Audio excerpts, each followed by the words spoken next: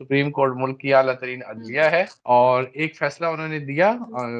अगर किसी को नहीं पसंद तो उसके लिए और रेमेडी है, उसको आगे अपील भी कर सकता है, आगे रिव्यू में भी जा सकता है। कुछ जजेस का व्यू अलग है, कुछ जजेस का व्यू अलग है, तो इसमें हॉनरेबल सुप्रीम कोर्ट को लार्जर बेंच बना देना चाहिए। देखिए, आईनी हैसियत तो सुप्रीम कोर्ट का फैसला है, वो बिल्कुल एक किसी को अच्छा लगे या किसी को बुरा लगे। अस्सलाम वालेकुम नाज़रीन, आप देख रहे हैं IRK न्यूज़। मैं हूं कायनात मीर। कल सुप्रीम कोर्ट ऑफ पाकिस्तान की जानिब से एक तारीख साज फैसला दिया गया है। अदालत उस्मा ने पंजाब में होने वाले इंतखाबात की तारीख का ऐलान कर दिया है, लेकिन इस फैसले के आते साथ ही हुकूमती इत्तेहाद ने बहुत से कानूनी सवालात उठा दिए हैं। आइए इसी हवाले से गुफ्तगू करने के लिए हमारे साथ मौजूद हैं president Islamabad high court bar association जनाब मलिक नवीद साहब। इनसे गुफ्तगू का आगाज करते हैं। अस्सलाम वालेकुम सर। वालेकुम अस्सलाम। सर, सवालात के सिलसिले का आगाज करते हैं। कल सुप्रीम कोर्ट ऑफ पाकिस्तान की जानिब से एक इंतहाई तारीख साज फैसला आया और उसके बाद से दोनों साइड से डिफरेंट डिफरेंट बयानात आ रहे हैं। हुकूमती इत्तेहाद इसको कहता है कि ये चंद जजेस का मनपसंदाना फैसला है। तो आप इस हवाले से क्या समझते हैं? देखें, हॉनरेबल सुप्रीम कोर्ट का कल का फैसला आया, वो फैसला हम सबके लिए काबिल एहतराम है और उसकी जो पाबंदी है वो हर एक किसी पे लाज़िम है। लेकिन सियासी जमातों का ये मैं माज़रत के साथ वतीरा रहा है कि जिस जमात के हक़ में कोई फैसला आता है, वो जमात तो कहती है कि बहुत अच्छा फैसला है और इंसाफ का बोलबाला हो गया। लेकिन जिस जमात के खिलाफ ये फैसला आता है, वो फिर जजेस पे उँगलियाँ भी उठाते हैं, उनकी किरदार कुशी भी की जाती है और सुप्रीम कोर्ट की साख भी खराब की जाती है। तो ये ट्रेंड मैं समझता हूँ खतरनाक है, ऐसा नहीं होना चाहिए। सुप्रीम कोर्ट मुल्क की आला तरीन अदलिया है और एक फैसला उन्होंने दिया।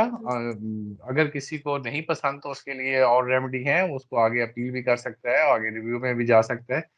लेकिन सुप्रीम कोर्ट के फैसले पे तनकीद तो हो सकती है, लेकिन सुप्रीम कोर्ट के जजेस की किरदारकशी या सुप्रीम कोर्ट पे इस तरह आवाज़ें उठाना या इस तरह उँगलियाँ उठाना, मैं समझता हूँ ये नामुनासिब है। अच्छा सर, ये जो केस था, ये आपको पता ही है कि ये फ्यूचर के जो हमारा सियासी मंजरनामा है, उसको डिफाइन करेगा। इसलिए हर तरफ से बहुत ज़्यादा हीटेड आर्ग्यूमेंट्स आ रहे थे और पहले दिन से जब से केस स्टार्ट हुआ है, तो हुकूमती इत्तेहाद का ये कहना था कि इसको लार्जर बेंच या फिर फुल कोर्ट इस केस का फैसला करे। लेकिन थ्रू आउट हम केस के देखते रहे हैं कि जो चीफ जस्टिस साहब हैं, वो फुल कोर्ट या लार्जर बेंच को रेजिस्ट करते रहे। तो आपको नहीं लगता कि इस फैसले को इसी तरह आना चाहिए था ताकि मतनाज़ा ना होता इतना? जी, बिल्कुल। हमारा खुद भी जो लॉयर्स कम्युनिटी है, उनका ये बहुत कंसर्न था कि शुरू हुँ, में ये जो लार्जर बेंच बना, ये 9 रुकनी बेंच था, फिर उसपे 2 जजेस पे एतराज़ आया, वो अलग हो गए। उसके बाद हुँ, ये 5 रुकनी बेंच रह गया, फिर 5 रुकनी बेंच में से भी 7 रुकनी रह गया, फिर 7 रुकनी बेंच में से भी जो 4 जजेस हैं, उन्होंने अपना एक अलग व्यू देते हुए उन पिटीशन को डिसमिस किया और बाकी जो 3 जजेस हैं, उन्होंने उन पिटीशंस को एक्सेप्ट किया।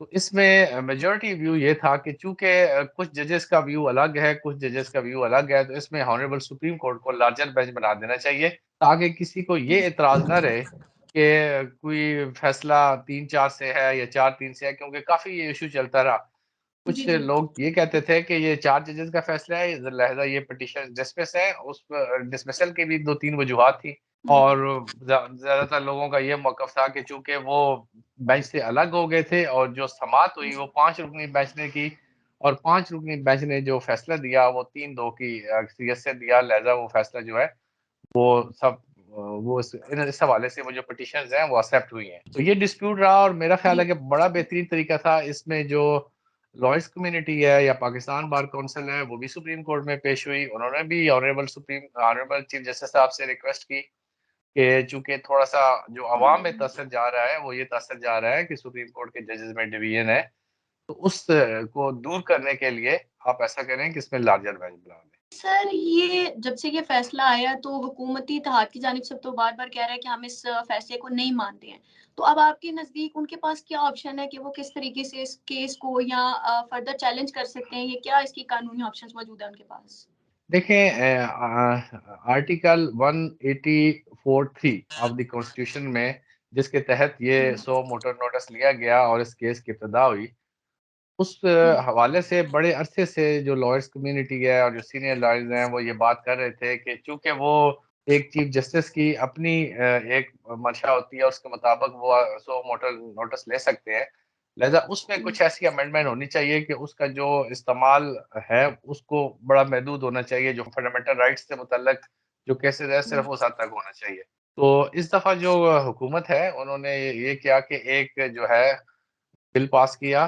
बिल में उन्होंने इस आर्टिकल 184(3) में अमेंडमेंट्स की और वो अमेंडमेंट्स ये थी कि ये अब 3 सीनियर तरीन जजेस का जो बेंच होगा, वो डिसाइड करेगा। कोई भी मैटर अगर उसपे सो मोटो नोटिस लेना है, तो वो उनके सामने रखा जाएगा और अगर वो ये फैसला देंगे कि ये आर्टिकल 184(3) का केस बनता है, तो फिर आगे बेंच तश्कील दिया जाएगा और फिर जब फैसला होगा, पहले इसमें अपील का हक नहीं था। अब उन्होंने कहा है कि हुँ। अगर जो भी फैसला होता है उसमें विदिन 30 डेज़ अपील हो सकती है और जो विदिन 14 डेज़ फिक्स की जाएगी। तो अब हुकूमती जो इत्तेहाद है, पीडीएम है, उनके पास जो रेमेडी है कि वो इसमें अपील कर सकते हैं, लेकिन वो बिल अभी भी सदर मुमलिकत के पास पड़ा हुआ है सिग्नेचर्स के लिए। वो जब वो साइन होगा तो तब वो बिल एक्ट ऑफ पार्लियामेंट बनेगा और जब एक्ट ऑफ पार्लियामेंट बनेगा तो तब उसके तहत वो रेमेडी वो आगे सीक कर सकते हैं।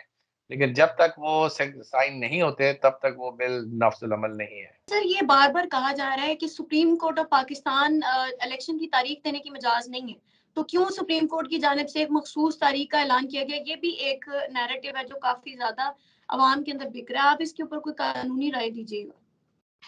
देखिए सुप्रीम कोर्ट के पास मुल्क की आला तरीन अदलिया है, उसके पास इख्तियार भी है और माज़ी में भी ऐसी मिसालें मौजूद हैं कि सुप्रीम कोर्ट ने इलेक्शन के हवाले से तारीख दी। लेकिन जो 2-3 बातें जिन पे एतराज़ किया जा रहा है, वो ये एतराज़ किया जा रहा है कि जो शेड्यूल है इलेक्शन का, वो देना सुप्रीम कोर्ट का काम नहीं है, वो इलेक्शन कमीशन का काम है under section 57 of election act. तो हॉनरेबल सुप्रीम कोर्ट ने अपने ऑर्डर में इलेक्शन शेड्यूल भी दे दिया और उन्होंने फिर एग्ज़ेक्टिव को भी ऑर्डर्स कर दिए कि वो सारे जो है उनके साथ इलेक्शन कमीशन को जो है मुआवनत करें सारी। तो एग्ज़ेक्टिव के और इलेक्शन कमीशन के और ये सारे जो इख्तियारात जो सुप्रीम कोर्ट ने इस्तेमाल किए, इस पे कई आदमी जो हैं वो तनकीद कर रहे हैं कि ये हॉनरेबल सुप्रीम कोर्ट जो है उन्होंने उनके इख्तियारात से तजावुज़ किए। अच्छा सर, काबीना ने भी कल जो है वो सुप्रीम कोर्ट का फैसला मुस्तरद कर दिया है। तो अब इसकी आईनी हैसियत क्या है? देखिए, आईनी हैसियत तो सुप्रीम कोर्ट का फ़ैसला है, वो बिल्कुल एक किसी को अच्छा लगे या किसी को बुरा लगे, उसकी जो पाबंदी है वो हर एक पे फ़र्ज़ है। वो रिजेक्ट करने का मकसद ये होता है कि उन्होंने कहा कि वो उनको कबूल नहीं है, अब कबूल नहीं है तो उनके लिए वो फिर आगे जो रेमेडीज़ हैं उनको अवेल किया जाएगा। ज़ाहिर-सी बात है उसको इस तरह इग्नोर तो नहीं किया जा सकता कि सुप्रीम कोर्ट के ऑर्डर को इसी तरह इग्नोर कर दिया जाए। अच्छा, आज सर इलेक्शन कमीशन की जानिब से पंजाब में होने वाले जो इंतखाबात हैं, उनका शेड्यूल भी जारी कर दिया गया है। तो बज़ाहिर तो लग रहा है कि इंतखाबात हो जाएँगे, लेकिन जैसे आपने बताया कि हुकूमत के पास ये ऑप्शन मौजूद है कि वो इसके हवाले से अपील फ़ाइल कर सकते हैं। तो सर अगर इन केस ये हो जाता है, तो आपको लगता है कि इसका असरात हो जाएँगे, इलेक्शंस फिर से एक तरफ डिले की तरफ जा सकता है? और अगर इन केस सुप्रीम कोर्ट कहता है कि इलेक्शंस वक़्त पर ही होने चाहिए और हुकूमत नहीं मानती, तो क्या आर्टिकल 6 लग सकता है इन सब के ऊपर? देखें इलेक्शन कमीशन ने आज शेड्यूल दिया और ज़ाहिर बात है ऑनरेबल सुप्रीम कोर्ट के फैसले पे अमल करते हुए उन्होंने दिया। लेकिन अगर जो है आगे इस फैसले के खिलाफ अपील की जाती है और अपील में ये फैसला चूँकि ये फिर अपील में दूसरे बेंच के पास लगेगा, हो सकता है उनका व्यू क्या हो। तो अगर ये फैसला सेट असाइड हो जाता है तो फिर इलेक्शन डिले तो मेरा ख़्याल है उनका ये मौक़िफ़ है जो हुकूमत का है उनका मौक़िफ़ ये है कि चूँकि जनरल इलेक्शन आगे आ रहे हैं, तो ये सारे इलेक्शन इकट्ठे कराए जाएँ। मुल्क की हुँ। माशी सूरत-ए-हाल के जो है वो इस काबिल नहीं है कि 2-2 दफ़ा उसमें अख़राजात किए जाएँ। तो ये आगे फिर देखें अपील में फिर जो भी बेंच बनता है और जो भी फ़ैसला वो देते हैं, उसके मुताबिक क्या चलता है, लेकिन वक़्ती तौर पे तो ये फ़ैसला जो है वो नाफ़िज़ुल अमल है। अच्छा सर, आजकल काफ़ी ज़्यादा ये इमरजेंसी लगाने की बात हो रही है कि मुल्क में इमरजेंसी लगाई जाए क्योंकि हालात बहुत ख़राब हैं, लग भी सकते हैं। मुख्तलिफ़ सियासी रहनुमा इस हवाले से बयानात भी दे रहे हैं। तो इसकी थोड़ी-सी आप बताइएगा कि क्या मौजूदा सूरत-ए-हाल में लग सकती है, इसकी लीगल इम्प्लीकेशंस क्या हो सकती हैं? देखें, मैं समझता हूँ कि इस तरह नहीं जाना चाहिए, ये सियासी पार्टियों को अपने इख्तिलाफ़ात इस हद तक नहीं ले जाने चाहिए। हुँ, अपनी सियासत भी करनी चाहिए, उससे मुल्क की सालमियत को ख़तरा हो सकता है। ये मुल्क है तो सियासी पार्टियाँ भी हैं, ये मुल्क है तो सियासत भी है जी, और ये मुल्क है तो सारी चीज़ें हैं। तो बिल्कुल। अपने इस मुखालफत में, अपनी इस सना में, अपनी इस ज़िद में जो है वो इस हद तक हालात को नहीं ले जाना चाहिए कि इस मुल्क में इमरजेंसी नाफ़िज़ करना पड़े। तो इस तरह की स्टेटमेंट्स मैं कहता हूँ अवॉइड करनी चाहिए ताकि मुल्क की जो है सालमियत खतरे में ना पड़े। सर ये सुप्रीम कोर्ट ऑफ पाकिस्तान के दरमियान जब ये केस चलता रहा है तो वाज़े तौर पर नज़र आया कि जजेस 2 ग्रुप्स के अंदर तक़सीम है। तो आपको नहीं लगता कि ऑलरेडी जहाँ पर मुल्क की सिचुएशन इतनी ज़्यादा पोलराइज़्ड है पॉलिटिकल एनवायरनमेंट तो उसमें जो जुडिशरी है उसमें इस तरह के डिवीज़न का सामने आना पाकिस्तान के लिए कोई अच्छी खबर नहीं है? बिल्कुल ऐसी है और इसमें अब तो ये बिल्कुल वाज़ेह हो चुका है कि सुप्रीम कोर्ट के जजेस जो है उनमें डिवीज़न है और इस तरह के मैंने उस वक़्त भी आपको कहा कि जो लॉयर्स जो हमारी कम्युनिटी की जो बड़ी बार काउंसिल है, पाकिस्तान बार काउंसिल, हुँ, उन्होंने भी सुप्रीम कोर्ट में जब ये केस हो रहा था हियरिंग के दौरान, सुप्रीम कोर्ट में पेश होके कहा कि ये हुँ, जो डिवीज़न का तासर है, ये जो अवाम में जा रहा है, हाँ जी, इससे सुप्रीम कोर्ट की साख खराब हो रही है। इसलिए आप ऐसा करें कि या तो फुल कोर्ट बना दें ताकि ये आवाज़ें उठना ख़त्म हो जाएँ और सुप्रीम कोर्ट पे उँगलियाँ उठाना ख़त्म कर दें लोग। या फिर ये है कि आप अपने तौर पे सुप्रीम कोर्ट जो है, चीफ जस्टिस जो है, वो फुल कोर्ट मीटिंग बुलाए। एक फुल कोर्ट मीटिंग जो है, ये अपने जजेस के दरमियान होती है और हुँ, उसमें बुला के अगर कोई डिवीज़न या इख्तिलाफ है वो आप अंदर ही उसका फैसला कर लें या तय कर लें, उसका तासर या उनकी बातें बाहर नहीं आनी चाहिए। तो ठीक, ये जो है इससे ज़रूर सुप्रीम कोर्ट की साख खराब हो रही है।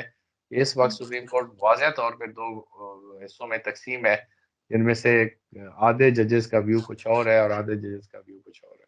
सर बहुत शुक्रिया आपका हमें टाइम देने के लिए। Thank you very much. अल्लाह हाफ़िज़।